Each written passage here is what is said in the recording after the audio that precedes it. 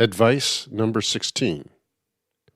Be diligent in the reading of the Bible and other spiritually helpful writings. Gather daily in your families for worship. Such times have a special value in bringing little children especially into the experience of united worship, and so preparing them for the larger meeting for worship as they learn in the silence to bow to the power of God.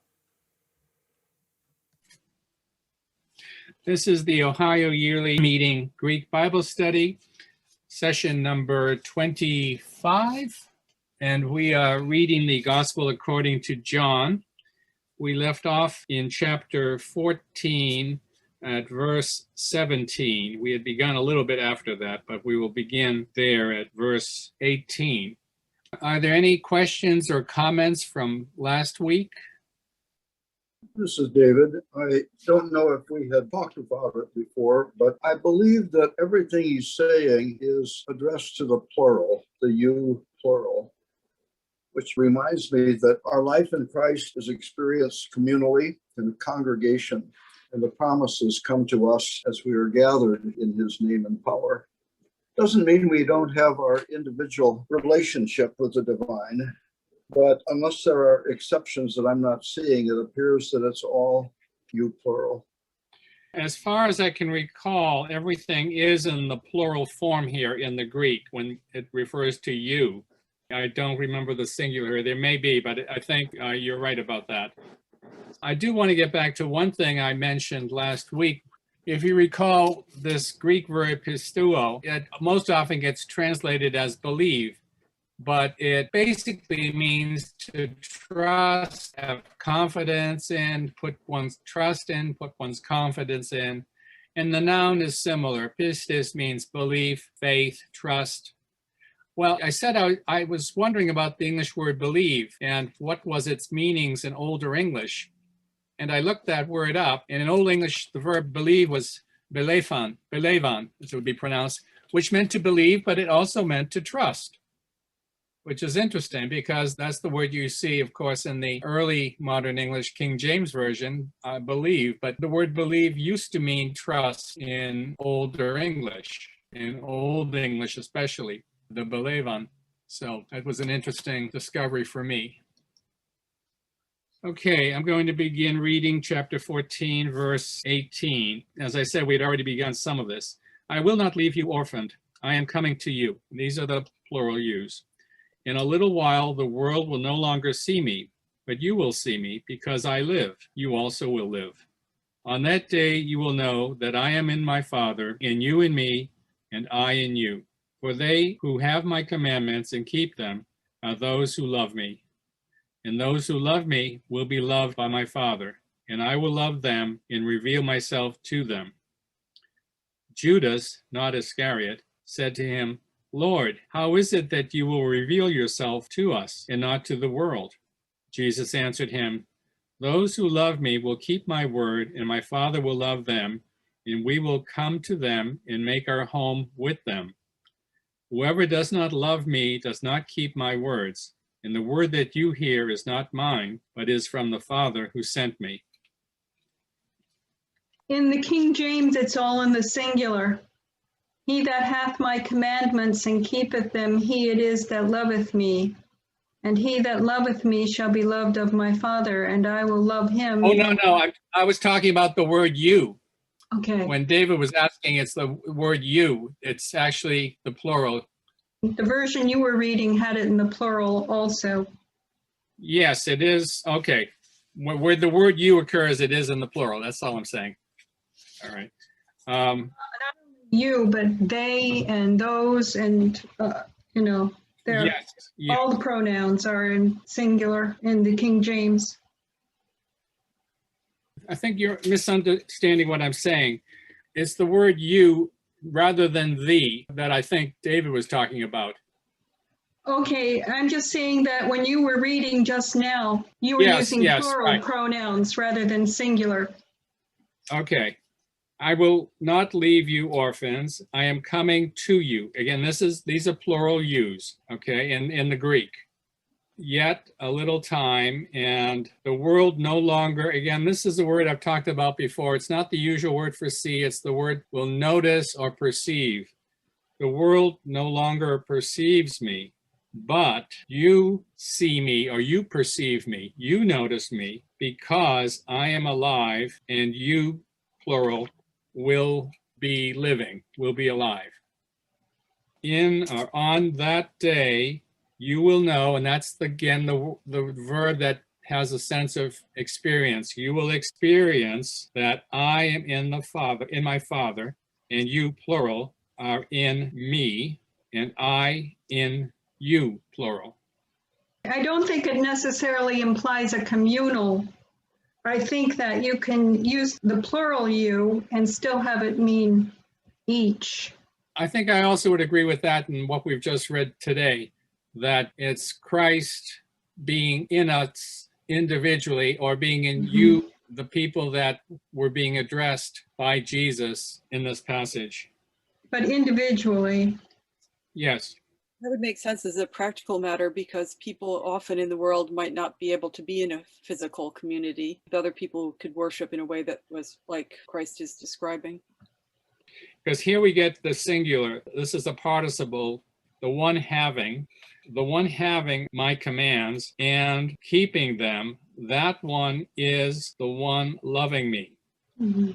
And the one loving me, again, singular, will be loved, agape thesatai, will be loved by my Father.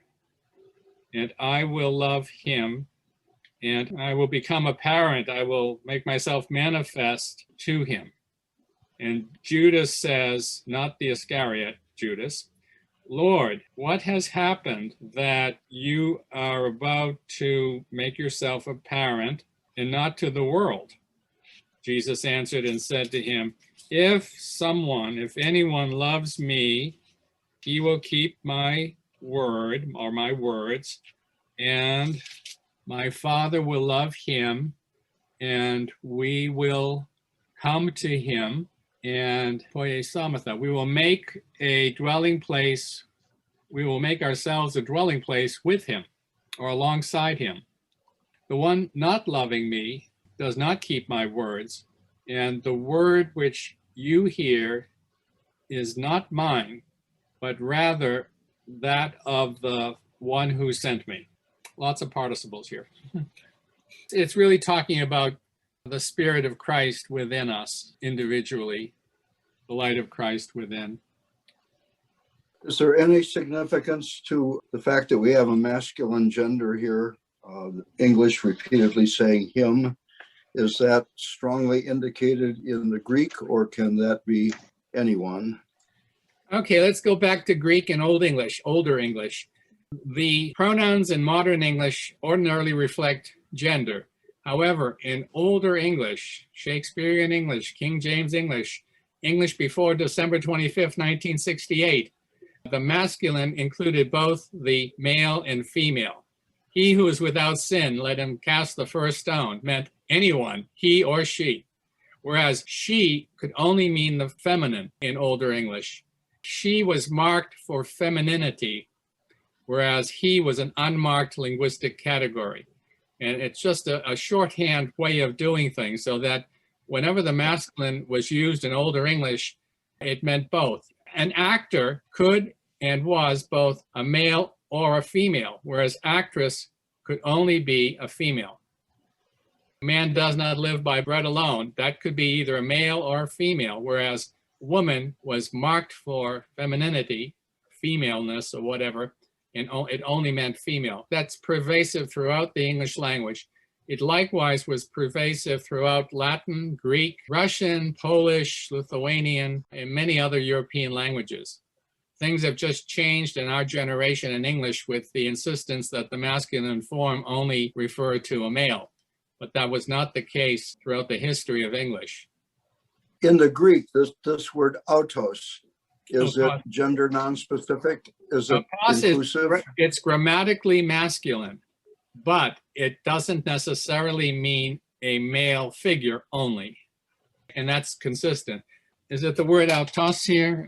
Yes, it is. Okay. That's consistent throughout all of Greek, and I think it's still true in modern Greek. So is he saying, Henry, there was no Greek word that was solely for a male? That there were Greek words for females, but not for males only? We've got two issues going on here. You have grammatical gender and you have natural gender. A male is a male, a female is a female. Grammatical gender is that any given noun in Greek can belong to three noun classes that are traditionally, historically called masculine, feminine, and neuter, but it had nothing to do with their actual natural gender. That's the way it has always been. And the word for world is grammatically masculine. Let me just look at some words here. The word for word is grammatically masculine. So there's a word for child that is grammatically neuter. And you just go on and on. All the objects are in my room right now, they're all going to be either masculine or feminine or neuter. Most likely masculine or feminine, less so neuter. In linguistics, they don't use that word gender because it's too confusing. They talk about noun classes. There are three noun classes. And if it's an actual physical female, it's going to perhaps be associated with one of those noun classes. But that doesn't mean that noun class is female. We're talking here about the problem we have with our native language being such that it breaks up things into those three categories. In other languages, you can have four, or Swahili has, 6 or 8 different genders. It gets very complex. I think there's some African language, Fulu, has 16 grammatical genders. Just the nouns belong to these different categories. And if it's a male or female, it may belong to 1 or 2 of those, but it's totally arbitrary. The more common kind of thing you find in languages is a distinction between animate and inanimate. Those are 2 very common noun classes. Everything falls into either it's an animate noun or inanimate noun. But then it gets complex because an animate noun might include things like the moon or the sun or the stars because they move and they're considered animate. Water might be considered animate. So it gets complex. Weren't there 2 words for man? Andros was one, and then there was another one too? Yes, that one I will go to right now and share because this is very clear in ancient Greek. It's changed in modern Greek, but anthropos, that is a grammatically masculine noun, and it means a human being, person, a man in its more generic sense. We get the English word anthropology, the study of mankind. And then there is the word that you just mentioned, Pat, aner. The plural is andres. And that's the word for a man, but specifically only male. You find both words frequently in the New Testament.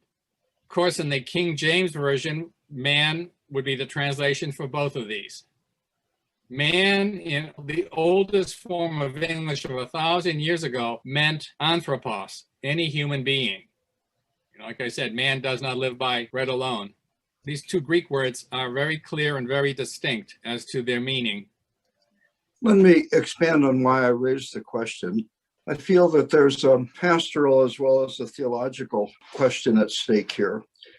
It concerns me if there are women who read this and it seems to be addressed just to men, that they can feel excluded or at least questioning whether they are equally included. That's a modern problem in English. And I think that one of the things that changed between the Revised Standard and the New Revised Standard was taking out implications that things were masculine for that half of the human race that's called male. If you can say they or them instead of him, to go ahead and do that. For some people, this may be a political question, but I see it as a pastoral one. This is a modern problem in modern English of our generation. It wasn't a problem earlier at all. Because, I mean, you read earlier Quaker writings and they use the word man meaning either or, whether it meant a male or it meant everyone. And there wasn't a problem. It was a problem when certain people decided that it can only mean male. And that's where our problems began. Because before that, I know when I'm thinking of reading 19th century Quaker writings and by women, and they're using man all the time, meaning person or human being, as well as all the other earlier forms. And of course, in some other languages, you just don't have these distinctions between he and she.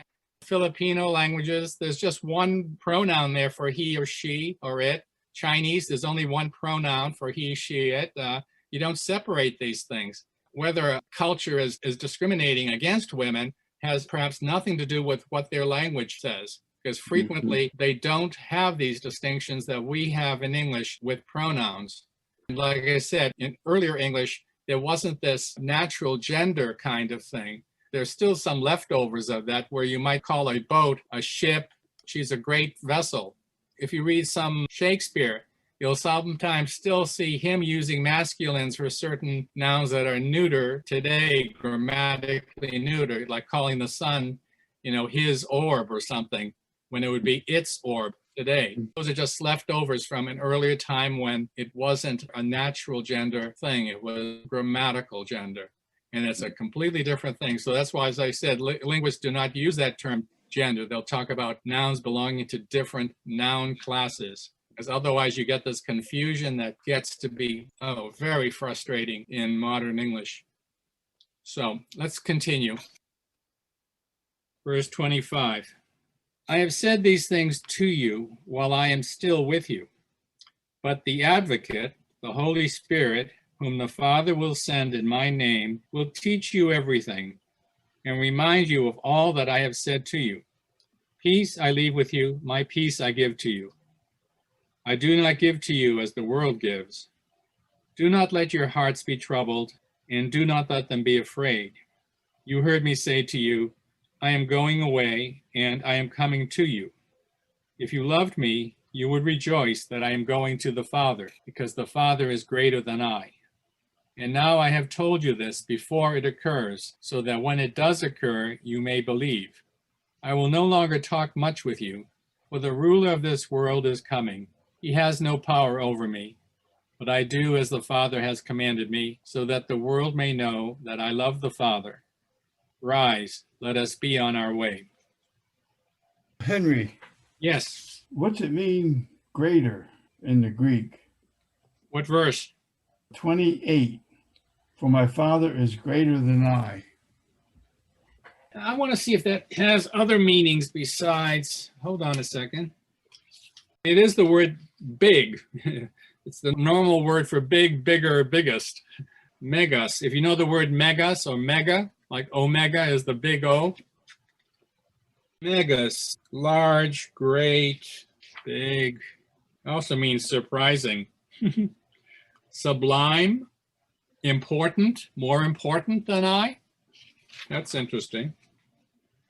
This statement that the Father is greater than Jesus is not really expanded much upon in Christendom. I know in Philippians chapter 2, where it talks about the humility of Jesus, that he humbled himself even to the extent, to the point of being crucified on a cross in obedience to God. There, I think there's a distinction made between the greatness of God the Father and the greatness of Jesus is of a different sort, a different type, because, of course, Jesus is the Son of Man, the son of Adam, a human being. I think 12 also has some link to 28. The same phrase is used in both.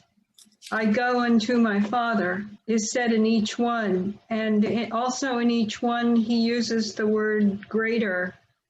Only in 12, it's, he that believeth on me, the works that I do shall he do also, and greater works than these shall he do, because I go unto my Father. Yes, And that's the same comparative form of the adjective meaning big or greater, great. And he also says in each one, I go unto my Father. Right. Or the Father. I go to the Father. The Father is greater than me. As I was saying, one of the translations they gave for this word is important, more important than me. But I think it's not a major thing that's being said there, but it is being said. Let me just check one other thing here, 25. We've talked about the Paraclete in verse 26, that Parakletos, that means a helper, an aid. It's a legal term, also translated, just transliterated into English as a paraclete, someone who stands alongside someone in a before a magistrate, helping them out with a case. That sort of understanding will remind you of all things which I see. And then the peace that he gives is not the same as a worldly kind of peace in 27. Don't be bothered, don't be troubled, don't let your heart be troubled, or let it be cowardly. I'm just looking for something. Oh yes, in verse 30, the ruler of this world, that of course would be Satan, the devil, as understood. That evil spirit is the ruler of this world. But he doesn't have anything in me, literally here. And in verse 31, I do as the Father has commanded me, so that the world may know, and this is the word experience, the world may experience that I love the Father. And as Father commanded me, so I do what he commands me. And then the last thing is, arise, rise up, let us go from here. This is an interesting transition here. As I mentioned in the past, it looks at some point when the final edition of the Gospel according to John was being put together, that it was just a mixture of various notes from various times. And in putting them together, they didn't quite put things in sequence or whatever, or there was no easy transition from putting some notes together with the following notes. Because if we go to verse 15, verse 1, in 1431, Jesus is saying, get up, arise. This is the verb that also means resurrect, of course. Rise up, get up, stand up. Let's go from here. And then the next verse, they haven't left. They're still continuing. Anything else in chapter 14? I was just going to say that I like this part where Jesus says, I do not give to you as the world gives, which is a separate sentence in my translation. It makes me wonder what kind of peace that the world gives people, and thinking about how much greater the peace that we receive from Christ is. I think about the love that we're offered is so much greater than the love that the world offers us. Sometimes I think about the love the world offers us is kind of like based on merit. We're loved because somebody here thinks we're worthy, because we have the right job or the right position in society, or for some other kind of reasons like that. But Jesus offers us a love that's in spite of all of these things. Mm-hmm. I guess it just makes me wonder what the peace that Jesus offers us. Right. Elsewhere it's mentioned, I can't recall the citation, that he gives us the peace that surpasses understanding.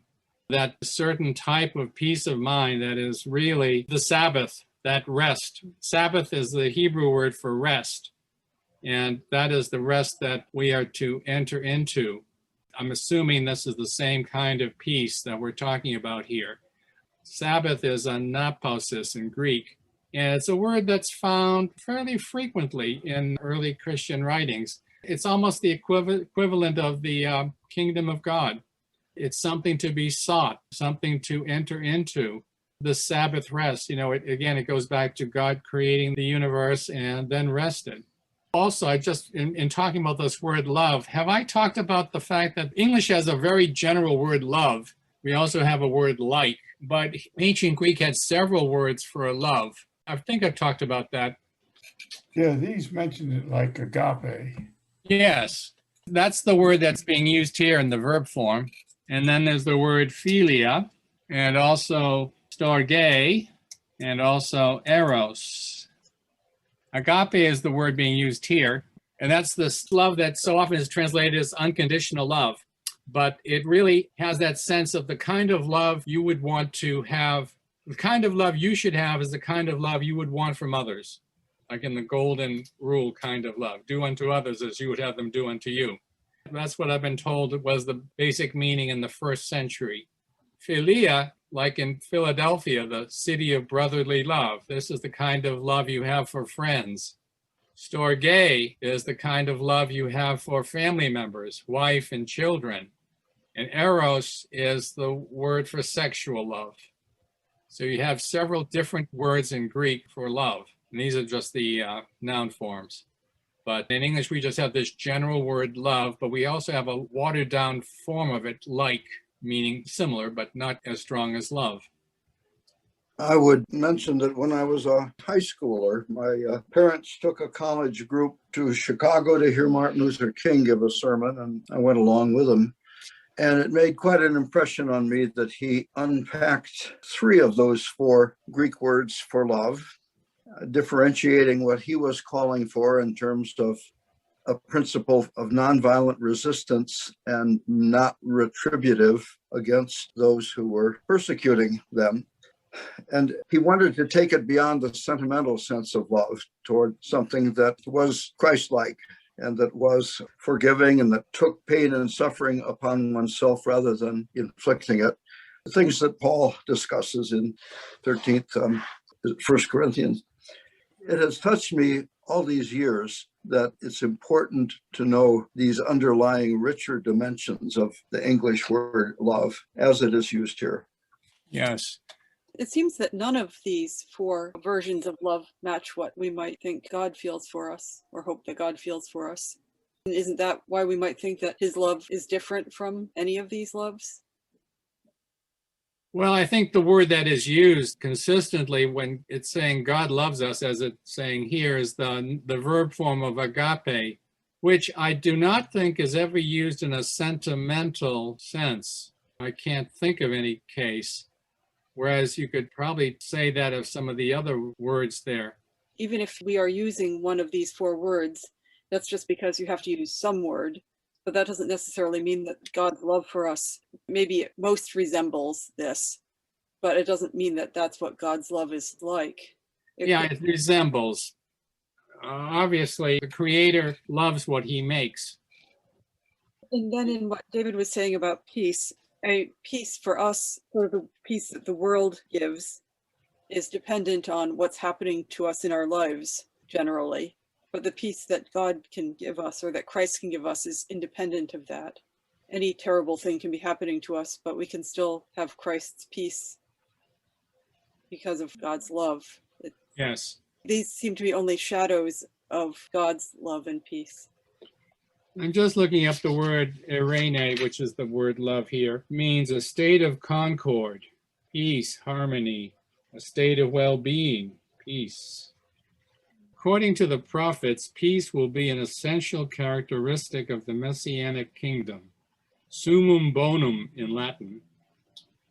Christian thought also frequently regards eirene, peace, as nearly synonymous with Messianic salvation. Proclaim peace, evangelizestai eirene. Proclaim peace, that is Messianic salvation, is what you should be preaching or proclaiming.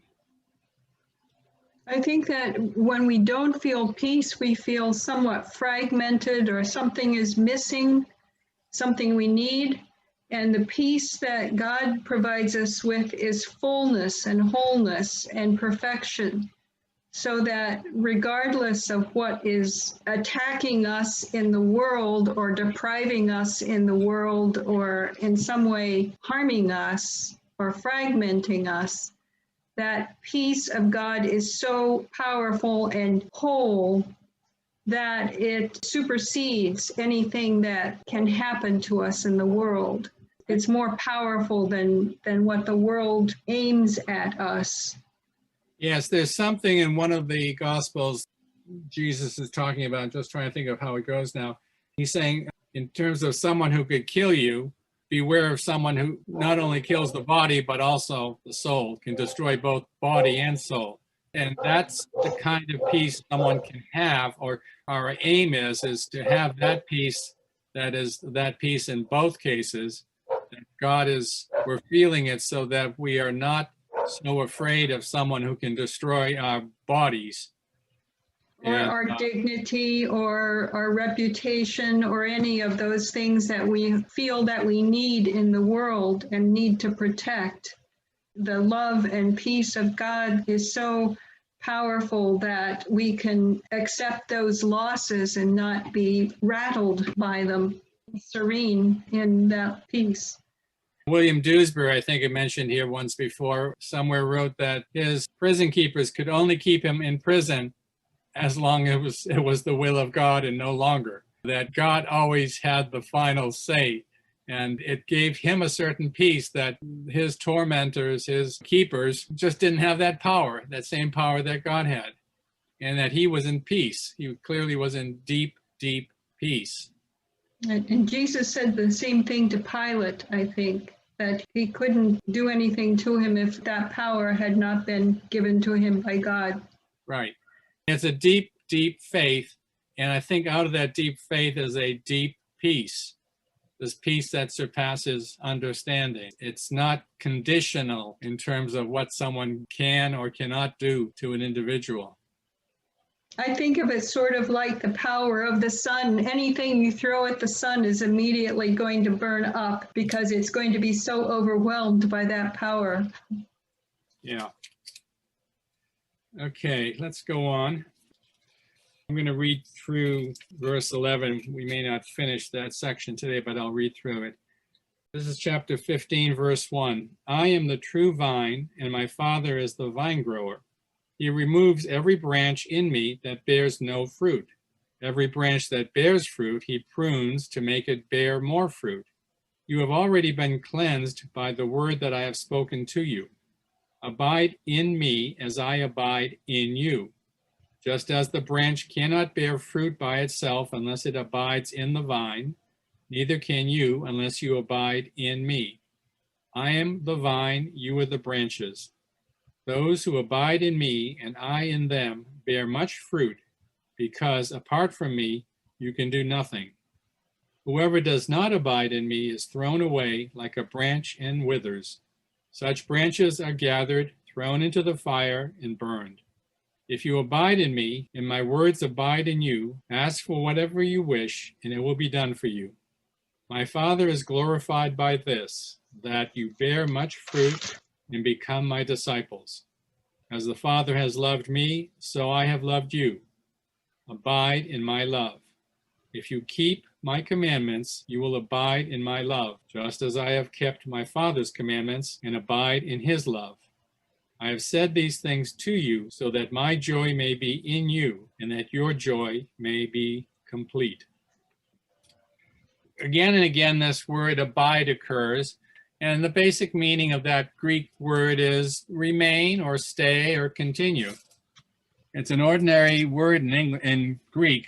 We don't often use the word abide in English. It's not one of your top 100 words in vocabulary, but it just means remain, continue, stay. You get the general idea there. Henry, I have a question about one of the words that appears in different forms, katharos and kathairo. Katharos means pure.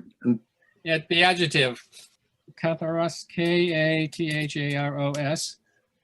That's pure. We have the word cathartic. It's an adjective. Clean, also pure. And it also has a sense of kosher. It's a kosher food, okay? Clean or pure. The noun is similar, katharizo. In terms of talking about a plant or a tree, it can mean to prune. So you're cleaning off or purifying the plant, the tree, by cutting off those branches you don't think are productive. So that's what you have here. But it basically says you need to remain in that spirit of Christ. That spirit of Christ needs to be in you, and you need to be obedient to it. You need to be in alignment with it. But also removing that saying which is that harmful. without him, you can do nothing. And that's the second time we've seen that. I'm sorry, David, what was that? The pruning sense, removing that which is useless or harmful. It's a negative to get to the positive. Yeah, okay. Also, what it says here, I'm just trying to find the verb, the sentence in the, in verse 6. Those that are dried up, they gather them, and into the fire they throw them, and they are burned. The fire is often the sense of total extinction, total annihilation. whenever you see that term like fire, the fires of hell or whatever, we're talking about that aspect of this word pour, fire. But also it can mean to separate what is a good metal from what it isn't. So it has those two senses. Similar kind of thought in separating the goats from the sheep. Same idea. And again, in verse 7, we've talked about this in the past. If you abide in me and my words abide in you, ask for whatever you wish and it will be done for you. That will be if it's in accord with God's will, if it's in alignment with what is God's will. Any other comments here or questions? Henry, I was just thinking about, it kind of strikes me reading it this time because, you often hear Quakers talk about how Christ is within us. So now reading this with friends, I'm also really struck by he remains in us, but we also need to remain in him, perhaps by staying open-hearted to hearing his words that he's speaking to us. And then when I read the part, if you remain in me and my words remain in you, ask whatever you wish and it will be done for you. I kind of feel like we're all in different situations and different places with different people in our lives. Jesus is speaking to me, but what I need to ask of might be different than what somebody else in a different situation might need to ask. So it seems to be, I guess, because I'm thinking, it's an individual asking for something. If there seems to be like a flexibility there, I suppose, in what Christ can do in the world. I get maybe I'm sounding kind of confused, but I can see how Christ is speaking to me here, but then I'm looking around me and my heart is going out in some way, asking something.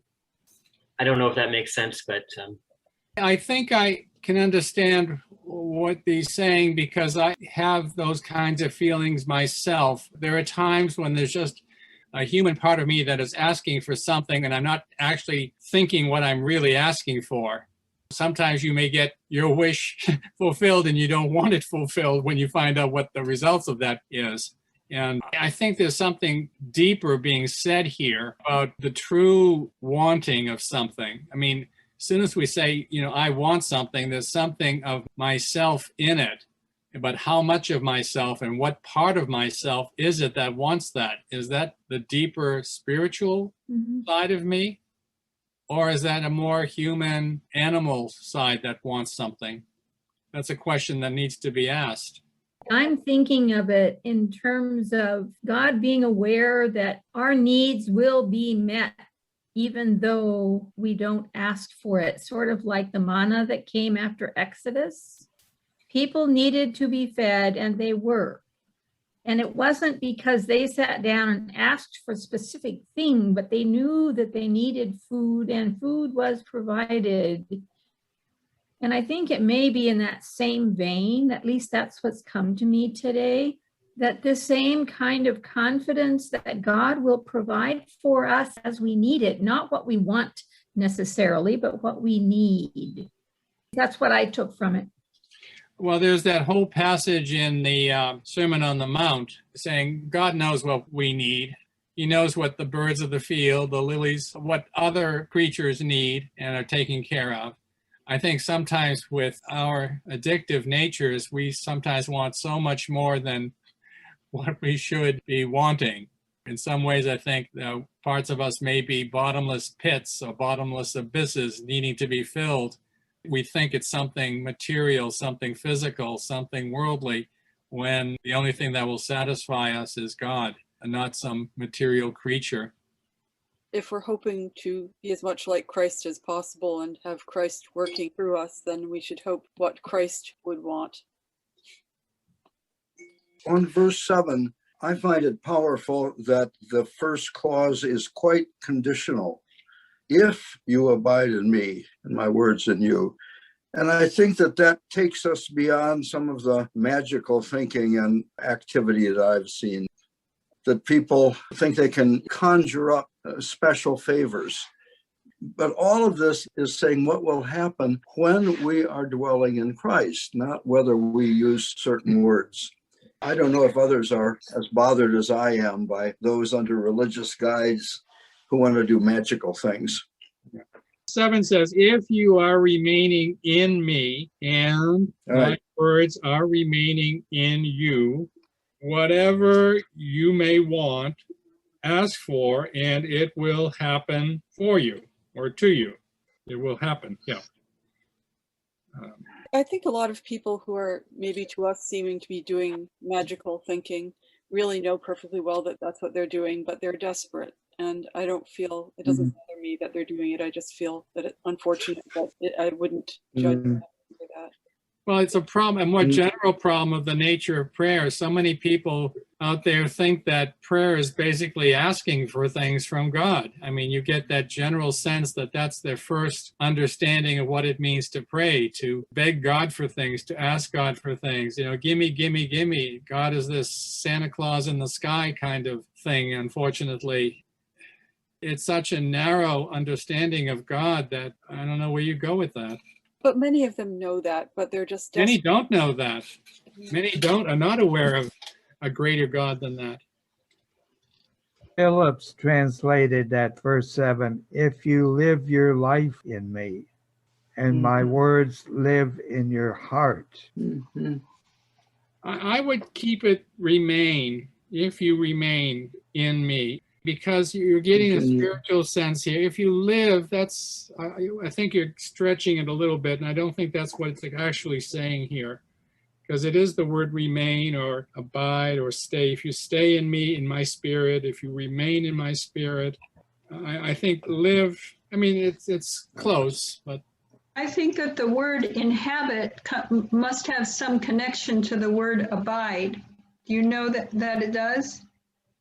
I think that because in Italian, the word to live, meaning to inhabit, is abitare. Seems very similar to abide. And inhabit seems like an English version of it. So inhabit means to live, but it's not as comprehensive as the word to live. It means to... It's like the word stay in English. You stay in something, and stay in a place, you're inhabiting that place. Or residing, or residence. Residing, yeah. Dwell. Dwell is the word that is rendered in New English Bible that friends had a part in translating. Use the word dwell. Yeah, the word dwell and dwelling. In my Father's house, there are many, and then monai, dwelling places or places where you stay. It's a very general word, and we don't quite have an exact translation because it's a very loose word. It's where anyone stays for a while or a day or whatever. It's many dwelling places, many places. So you get that sense. Okay, I'm seeing it's late, so I think we probably need to stop there for today. Any last comments or questions? One more translation I'm looking at. Today's English version on verse 4, remain united to me. I think that has the spiritual dimension to it. Yeah, but it's missing the whole point of in, within. Remain in me. And I think that's a very Quaker understanding. Remain in me, in my spirit. Stay in my spirit. I mean, you kind of lose it with that kind of translation. You don't see that inwardness that's so important. Okay, good. All right, so we will meet again next month and go from there where we are here. Okay. Thanks, Henry. Thanks, Take Henry. care, everyone. This podcast has been a production of Ohio Yearly Meeting. It was hosted by Henry Jason and edited by Kim Palmer. The introduction and credits were read by Chip Thomas. The quote in our introduction is from the Queries and Advices section of Ohio Yearly Meeting's Book of Discipline. A link to that book can be found in the show notes to this episode. We welcome feedback on this or any of our podcast episodes. We can be contacted through our website, ohioyearlymeeting.org.